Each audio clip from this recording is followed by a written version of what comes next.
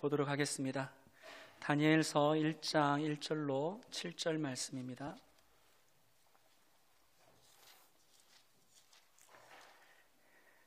구약 1230페이지에 있습니다. 다니엘서 1장 1절로 우리 7절 말씀 우리 한 절씩 교독하며 우리 하나님의 말씀을 받들어 읽도록 하겠습니다. 유다 왕 여호야김이 다스린 지 3년이 되는 해에 바벨론 왕 느부갓네살이 예루살렘에 이르러 성을 에워쌌더니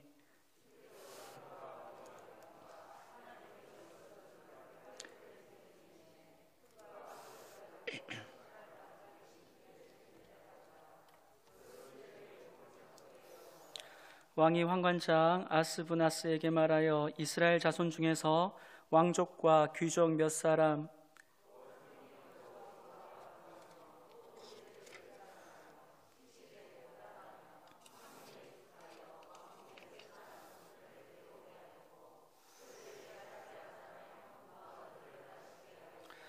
또 왕이 지정하여 그들에게 왕의 음식과 그가 마시는 포도주에서 날마다 쓸 것을 주어 3년을 기르게 하였으니 그 후에 그들은 왕 앞에 서게 될 것이더라.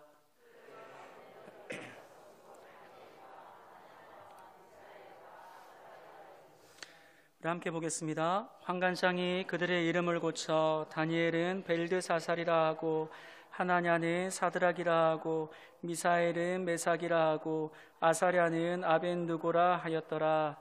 아멘. 우리 이 시간에요, 우리 그리스도인으로 살아내기라는 제목으로 이제 하나님의 말씀을 나눌 때에 큰 은혜와 은총이 우리 가운데 가득하기를 간절히 소망합니다. 여러분, 어린 다니엘이 살던 남유다는요, 정치적으로 종교적으로 암울한 시대였지요. 한때 요시야 왕이 일으킨 종교 개혁으로 영적인 그 내리막길을 곤두박질하던 그 남유다에 일시적으로나마 제동을 걸었던 왕이 바로 요시야 왕입니다. 그런데요, 이 요시야가 애굽 왕 느고와의 이 무기토 전투에서 죽고 난 후에 남유다는요 급격하게 쇠약해지기 시작합니다. 그리고 주전 605년 갈그미스 전투에서 이 바벨론과 애굽의 전쟁이 났는데요, 거기에서 이 바벨론이 애굽에게 승리하면서 곧이어 유다는요 바벨론의 침공을 받게 됩니다.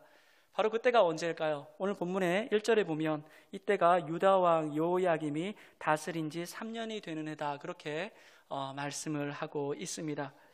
여기에서 여호야김이 다스린 지 3년째라고 말하고 있는데요, 여러분, 이 여호야김이라는 왕이 어떤 왕일까요? 여호야김은요 앞에 방금 제가 언급했던 이 요시야 왕의 아들입니다. 열왕기하 23장 25절을 보게 되면 이 요시야 왕에 대한 하나님의 평가가 기록되어져 있는데요, 우리 이 시간에 함께 같이 읽도록 하겠습니다. 요시야와 같이 마음을 다하여 뜻을 다하여 힘을 다하여 모세의 모든 율법을 따라 여호와께로 돌이킨 왕은 요시야 전에도 없었고 후에도 그와 같은 자가 없었더라. 아멘. 여러분, 놀라운 평가 아닌가요? 오늘 예배하는 우리 모두가 하나님께 이런 평가를 받는 하나님의 사람들이 다 되시기를 주님의 이름으로 축원합니다.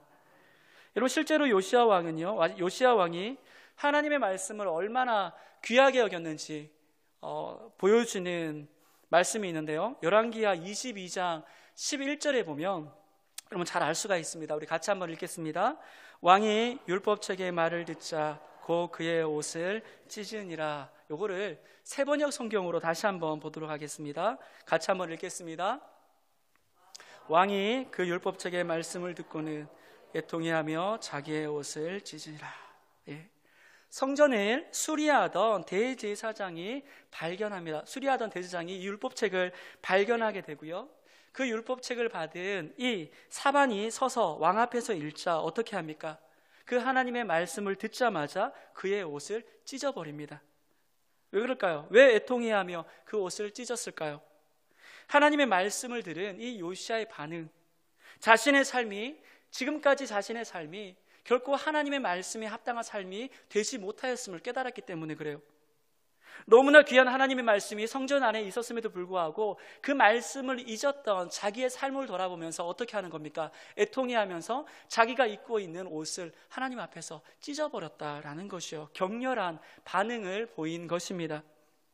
우리가 말씀 앞에서, 우리가 매일의 삶 속에서 우리 성도들이 말씀 앞에서 이런 요시야와 같은 반응을 보일 수만 있다면 얼마나 아름다울까요?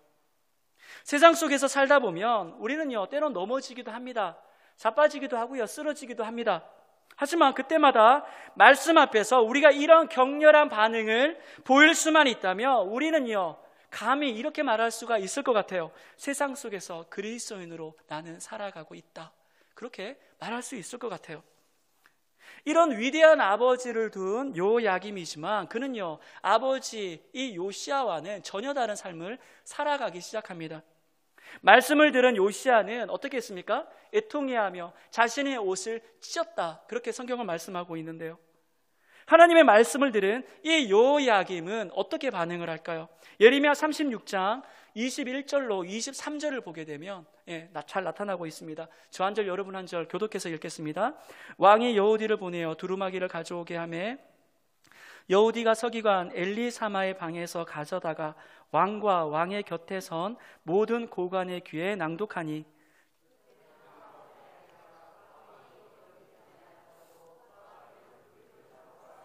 함께 봅니다.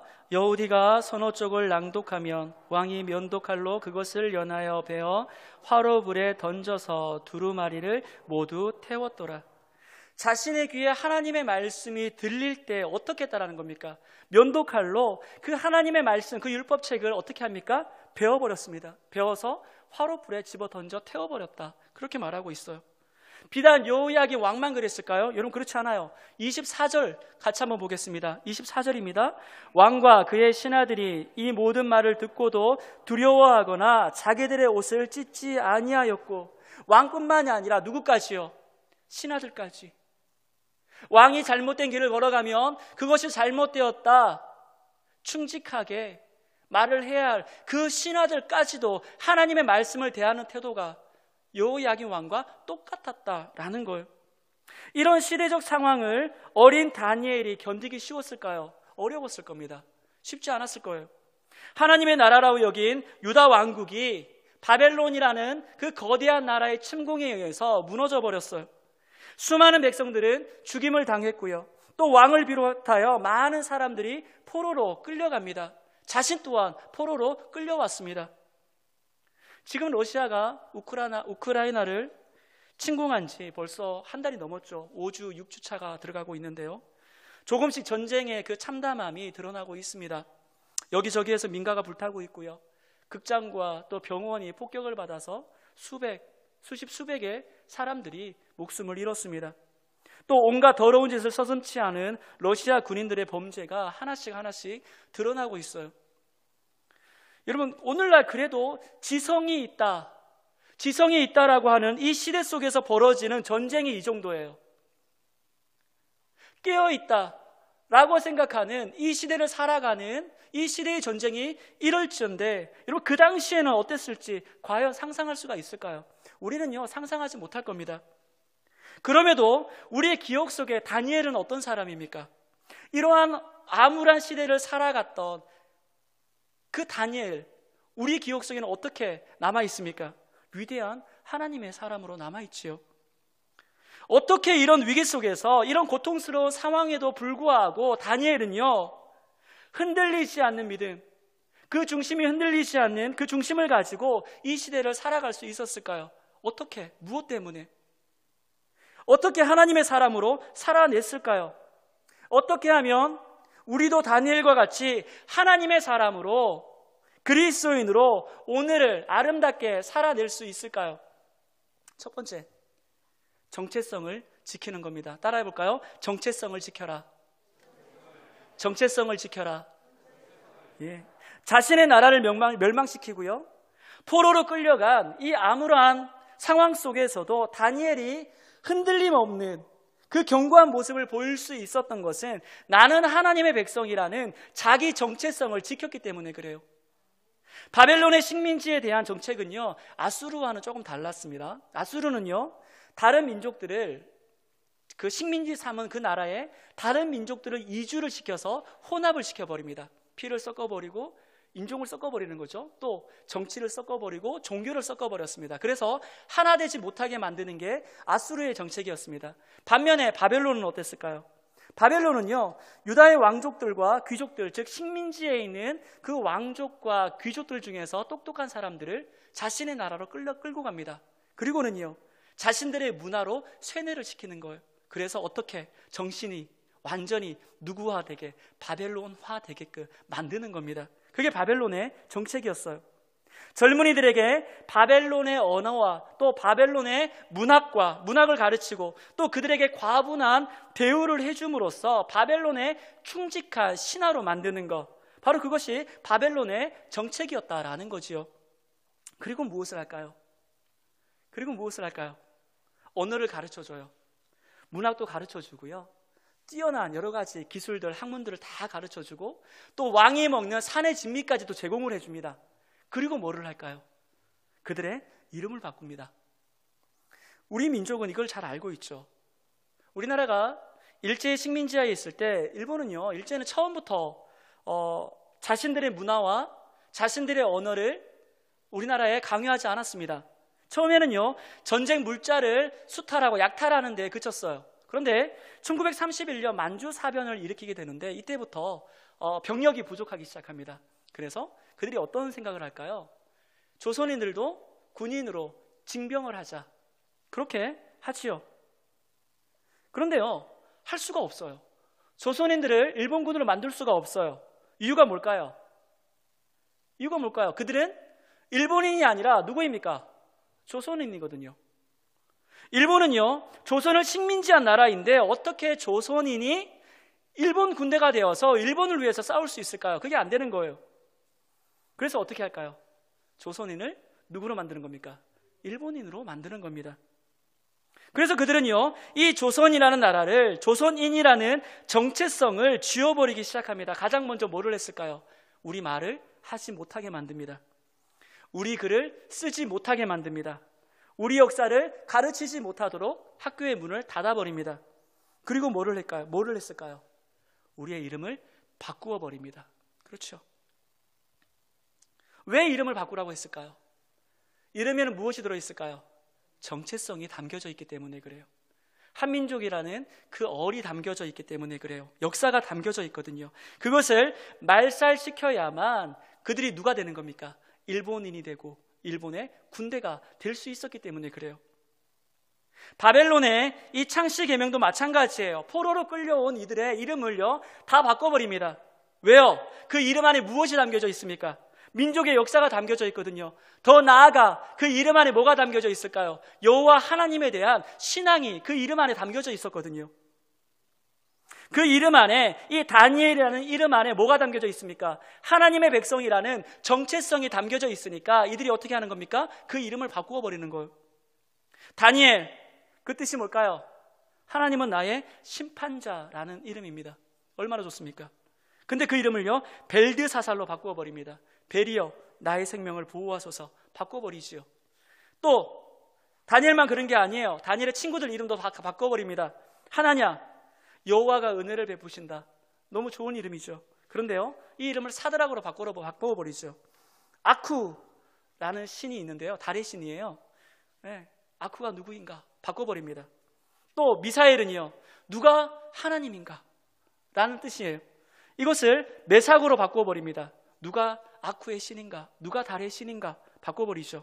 또 아사야는요, 여호와께서 도우신다 라는 이름의 뜻입니다. 근데 이것을요, 아벤느고로 바꿔버립니다. 여기에서 느고는요, 느보라고 볼 수 있는데요, 바벨론의 주신인 마르둑의 아들, 그 신의 이름이 바로 느보입니다. 즉 느보의 종이라는 뜻입니다. 여러분 잘 보세요. 잘 한번 보세요. 바벨론이 바꿔버린 다니엘과 이 세 친구들의 이름의 공통점이 뭘까요? 이 이름의 공통점이 뭘까요? 바벨론 신들의 이름이 다 들어가 있어요. 그들에게 포로에 맞지 않는 학문을 가르쳐주고 왕의 산의 진미까지 다 주워 먹게 하면서 그들에게 딱 한 가지만 요구하는 겁니다. 야, 이름만 바꾸자. 우리나라 이름식으로 좀 바꾸자. 그래야 부르기도 편하지. 그 이유 바꾼 이유가 뭘까요? 그들 이름 안에 있는 정체성을 말살시키기 위해서요. 다니엘과 세 친구들의 정체성은 무엇입니까? 나는 하나님의 백성이다라는 거예요. 그들의 이름에서 하나님을 빼앗아 버리는 거예요. 포로로 잡혀 있는데, 그것도 지금 내 나라가 아직도 여전히 강성해서 나를 함부로 대하지 못하는 그런 상황도 아니에요. 이미 망했어요. 1차 침공에 의해서 남유다는요 이미 끝났어요. 왕까지 잡혀와서 죽임을 당했고요. 더군다나 자신들에게 너무 잘해줘요. 너무 잘해줘요. 포로인데 포로 같지가 않아요. 왕의 산의 진미를 먹여주고요, 학문을 가르쳐주고 기술을 가르쳐줘요. 그리고 요구하는 건 딱 한 가지밖에 없어요. 야, 이름만 좀 바꾸자.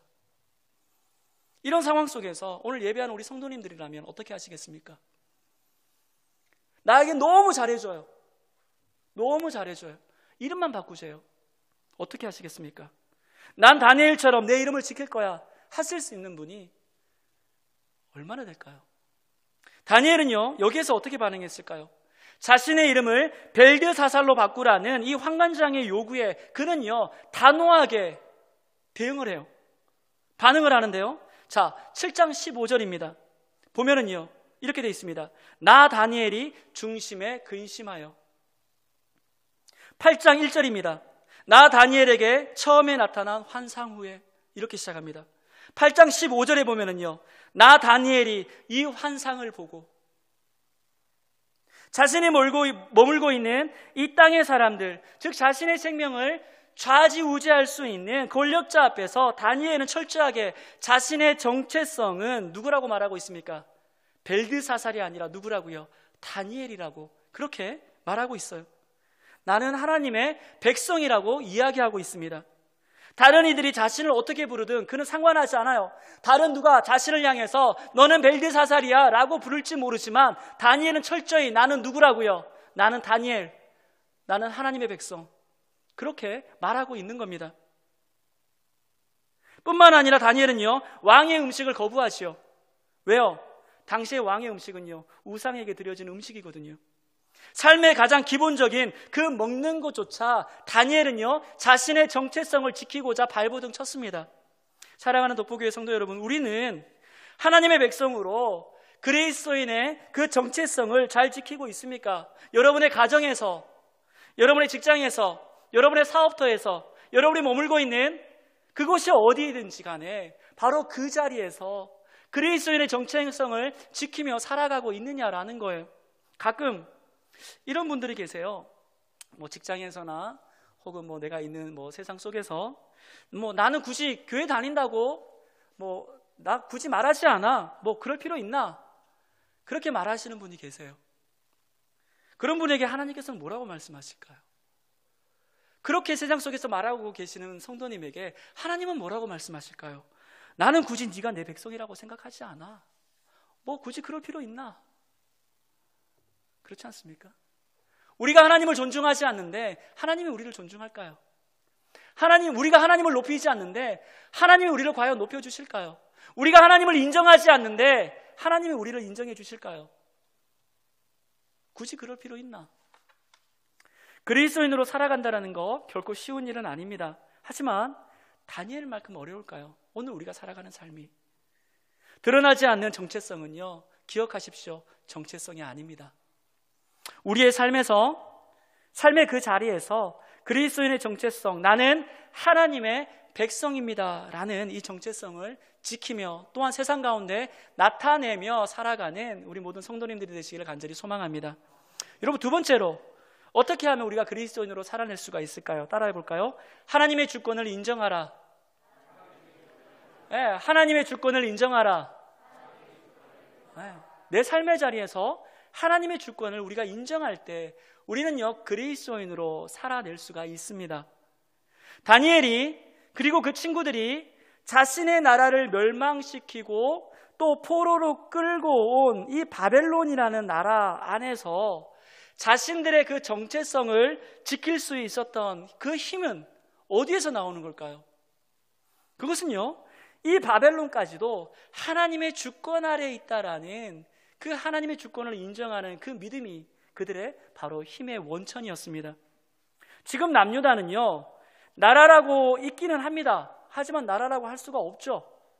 왕이라고 해봤자 꼭두각시에 불과하고 그마저 말씀 앞에 바로 서고자 노력하지도 않습니다. 하나님께서 예레미야 선지자를 통해서 끊임없이 돌아와라 하나님께서 말씀을 하셨지만 그들은요 전혀 듣지 않습니다. 그리고 자신들은 지금 포로 생활을 하고 있어요.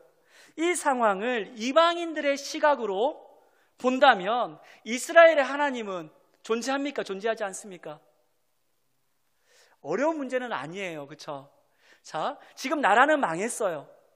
나라가 망했고 민족들이 흩어짐을 당했고 또 이 유대인들이 잡혀와가지고 포로로 지금 잡혀와 있습니다. 이방인들의 시각에 그들이 섬기는 하나님은 하나님의 존재가 있습니까? 없습니까? 그렇다면 없죠. 바벨론의 신에게 패배한 신에 불과합니다. 그렇죠? 이방인들의 시각에. 그런데 다니엘에게는요, 이 사건을, 이 역사를 보는 전혀 다른 시각이 있었습니다. 본문 1절과 2절 우리 같이 한번 보도록 할게요. 자, 본문 1절과 2절 같이 한번 읽겠습니다. 시작. 유다 왕 여호야김이 다스린 지 3년이 되는 해에 바벨론 왕 느부갓네살이 예루살렘에 이르러 성을 에워쌌더니 주께서 유다 왕 여호야김과 하나님의 전 그릇 얼마를 그의 손에 넘기심에 그가 그것을 가지고 신할 땅 자기 신들의 신전에 가져다가 그 신들의 보물창고에 두었더라. 자, 오늘 본문에서 다니엘의 시각을 발견하셨습니까? 다니엘의 시각. 지금 이 1, 2절의 내용이 뭡니까? 느부갓네살 왕이 쳐들어와가지고 이스라엘을 황폐화시키고 성전 기물들을 다 가져갔다라는 내용이에요. 그렇죠? 근데 여기에 보면 다니엘의 시각이 나옵니다. 뭡니까? 사람의 눈으로 보면, 이방인들의 눈으로 보면 바벨론의 강력한 통치자인 이 느부갓네살이 남유다를 침공했고 그리고 사람들을 끌고 갔고 성전의 성물들을 다 가져간 걸로 보입니다. 맞죠? 하지만 다니엘의 시각에서 이 사건은요, 느부갓네살이 한 것이 아니라 누가 한 것입니까? 2절 한번 보세요. 누가? 주께서. 이 모든 일들은 누가 하신 겁니까? 주께서. 하나님이 하셨다라는 겁니다. 바벨론을 사용하신 게 누구라는 겁니까? 여호와 하나님이라는 겁니다. 이 사건은요, 끊임없이 여호와께서 돌아오라는 그 선지자들의, 여호와께 돌아오라는 그 선지자들의 말을 무시하고 오히려 더욱 가증한 죄를 범한 그 이스라엘을 징계하시는 누구의 사건입니까? 하나님의 사건이라는 거예요. 8절과 9절도 마찬가지예요. 뜻을 정한 다니엘에게 은혜를 베푼 자가 누구입니까? 환관장입니까? 아니죠. 그 환관장을 통해서 누가 역사하셨습니까? 하나님께서 역사하신 거예요. 하나님께서 환관장을 통해서 은혜를 베풀어 주셨다. 이게 다니엘의 시각입니다. 이게 다니엘의 시각이에요. 자신들의 나라가 망한 것이, 자신들이 지금 포로로 끌려오게 된 것이 환관장이 은혜를 베푼 것, 이 모두가 누구의 역사라는 거예요? 여호와 하나님의 역사다라는 거예요. 다니엘은요, 철저히 누구의 주권을 인정하고 있습니까? 하나님의 주권을 인정하고 있는 것이요. 세상의 모든 역사는 오직 여호와 하나님에 의하여 돌아간다라는 그 신앙이 다니엘로 하여금 이런 시각을 갖게 하는 거예요. 페니 크로스비라고 잘 아실 겁니다. 우리 찬송가에 보면 작사 작곡을 정말 많이 하신 분이죠. 작사를 많이 하신 분인데, 이 페니 크로스비는요, 생후 6주 만에 의사에 의해서 의사의 실수로 맹인이 됩니다. 6주 만에요. 그녀는 95세까지 살면서 하나님을 찬송하는 찬송시를 약 한 9천여 편 정도 작사를 했는데요, 그녀가 노인이 되었을 때 한 기자가 인터뷰 요청을 합니다. 그리고요, 그가 이렇게 질문을 합니다. 페니 여사님, 하나님께서 당신을 다시 태어나게 하시고 단 한 가지의 소원을 들어주신다면 당신은 무엇을 구하시겠습니까? 그녀는 이렇게 대답합니다. 단 한 가지의 소원이라면 저는 다시 맹인이 되게 해달라고 구할 것입니다. 그 이유는 저는 제가 가장 사랑하는 주님의 얼굴을 제일 처음으로 보고 싶기 때문입니다. 저는 하나님께서 저를 맹인으로 살게 하신 이유가 있다고 분명히 믿고 평생을 감사했습니다. 여러분, 이 페니 크로스비의 이 고백에서 무엇이 느껴지십니까? 그의 인생은 누구의 주권 아래에 있음을 그녀가 인정하고 있습니까? 하나님의 주권 아래에 있음을. 자신이 맹인이 된 것도 다 하나님의 주권 아래에서 이루어지는 하나님의 역사인 것을 그녀는요 인정하고 오히려 어떻게 했다? 감사했다. 그렇게 말하고 있습니다. 하나님의 주권을 신뢰하는 사람은, 그분의 통치를 믿는 사람들은 이 세상에서 되어지는 일이나 사람들, 그 사건을요 그냥 쉽게 판단하지 않아요. 눈에 보이는 대로 결정하지 않습니다. 왜요? 그 모든 것이 하나님의 주권으로, 하나님의 통치하심으로 이루어짐을 믿기 때문에 그래요. 때문에 그것을 내 생각이나 내 가치관으로 판단하지 않아요. 여기에 어떤 하나님의 뜻이 있을까? 하나님의 목적이 무엇일까? 하나님은 이 사건을 통해서 나에게 무엇을 원하실까? 끊임없이 하나님의 시각으로 내 앞에 놓여있는 문제들을 바라본다라는 거예요. 오늘 우리가 여호와 하나님을 믿는다 하면서 그분의 섭리 가운데 온 우주 역사가 운행된다고 하면서 우리가 넘어지고 쓰러지고 자빠지는 이유가 뭘까요? 우리가 시험에 빠지는 이유가 뭘까요? 하나님의 주권을, 나를 이끌어 가시는 그 하나님의 주권을 내가 인정하지 못하기 때문 아닌가요? 다니엘은요 흔들리지 않았어요. 오히려 단호하게 자신의 정체성을 지키고요 하나님의 주권을 더욱더 인정하며 나아갔습니다. 사랑하는 성도 여러분, 다니엘의 모습을 보면서 다시 한번 우리의 믿음과 우리의 신앙을 다시 한번 이 시간 붙잡기를 원합니다. 우리가 그리스도인으로 세상 속에서 빛과 소금의 역할을 감당하고 주님이 오시는 그날까지 믿음의 백성으로, 하나님의 사람으로 사는 방법은 바로 우리의 정체성을 지키는 거예요. 나는 하나님의 백성이라는 것, 나는 하나님의 사람이라는 것, 그것을 지키는 것. 여러분, 우리는 누구입니까? 우리는 하나님의 백성입니다. 이 정체성은요 하나님의 주권을 인정할 때 가질 수가 있어요. 하나님의 주권을 인정할 때 우리는 비로소 그리스도인의 정체성을 가질 수 있다라는 거예요. 내가 일하는 그 자리에서 바로 그 자리가 하나님의 주권 아래에 있음을 인정하는 성도들이 되길 간절히 소망합니다. 내가 사업체의 주권자가 아니라 하나님이 주권자이심을 인정하는 우리 성도들이 되시길 간절히 소망합니다. 내 가정의 주권자가 여호와 하나님임을 인정할 때 우리는요 비로소 누구로? 그리스도인으로 살아갈 수가 있는 겁니다. 하나님의 백성이라는 이 정체성을 지키고 하나님의 주권을 인정한 다니엘은요 세계 제국에 걸쳐서 세상에서는 총리로, 그리고 하나님께는 당신의 장차 이루실 일에 대한 그 예언자로, 선지자로 하나님께 쓰임받는 놀라운 그리고 위대한 삶을 살아내었습니다. 오늘 우리 모두가 다니엘과 같이 세상과 하나님 앞에서 인정받으며 하나님의 백성으로 살아가는 축복의 주인공들이 다 되시기를 간절히 소망합니다. 여러분, 우리가 이 시간 함께 찬양하기를 원하는데요, 우리가 그리스도인으로 살아가는